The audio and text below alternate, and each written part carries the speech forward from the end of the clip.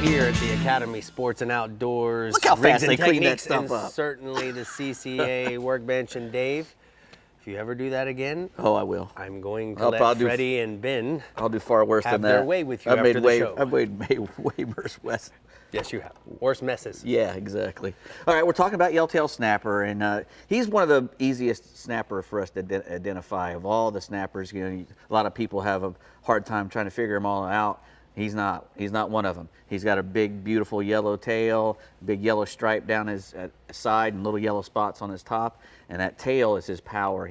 For a small fish, he's got a lot of power, and it's because of that big tail, that big V tail that he has.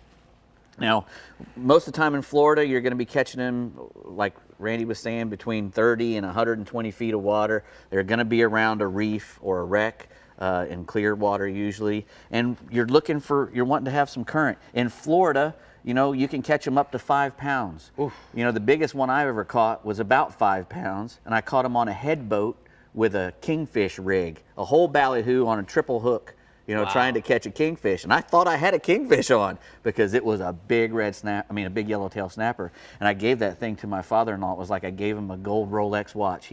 He loved those yellowtail snappers, and wow. He really liked that one.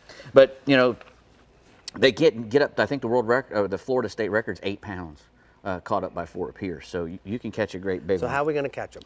Well, you got to use some chum, and you know, chum is it's kind of a dual-edged sword. You know, you got to be careful with it. You know, you don't want to overfeed them, but you got to keep some chum out there, and you're going to use a fine, you know, a Menhaden chum. Yeah, and put this in your chum bag. A big whole chum bag. Yeah, exactly, and you want to put one.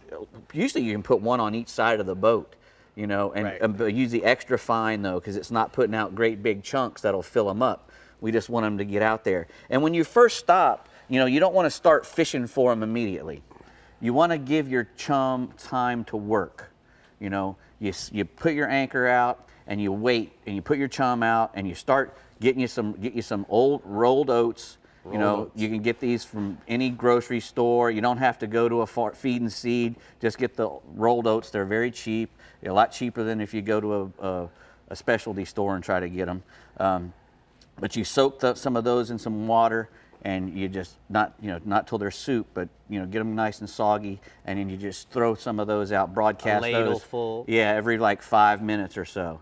And once you let that chum work and everything, the current takes it back, and they start rising to those oats, you'll see that golden cloud, as Randy likes to call it. Right. And that big golden cloud comes up, and that's when you start putting your baits out to fish for them. Now you can start with 2 guys, like we did with Randy. Yeah. You know, you put your 2 baits out. You put a little shrimp or a silver side on a live bait hook, a 2-aught or a 3-aught, you know, depending on the size of the fish. Or how deep you are, you can actually even put one on a jig head. You know, we fished one day with Randy. All we did was fish with shrimp on jig heads. Right. You know, 1/8 ounce jig heads. So, you know, you just want to try to follow your chum down, have your bait following at the same rate as the chum, and as soon as with the free spool, is that you're in free spool. Exactly. Guys, this is how it looks. Yep. You're just constantly letting line out, and all of a sudden you'll feel a tap, and it'll start to accelerate.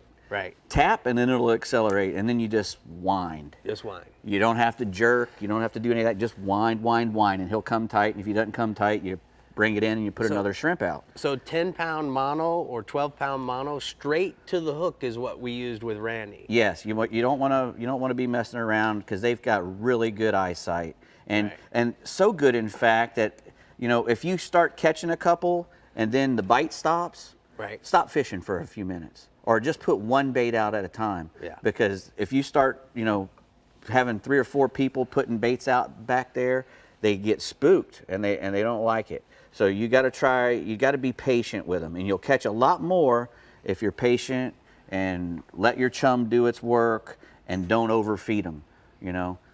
Just do real slow.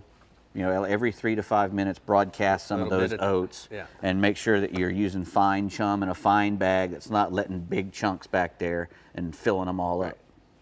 And if they stop biting, guys, just stop fishing for a few minutes. Correct.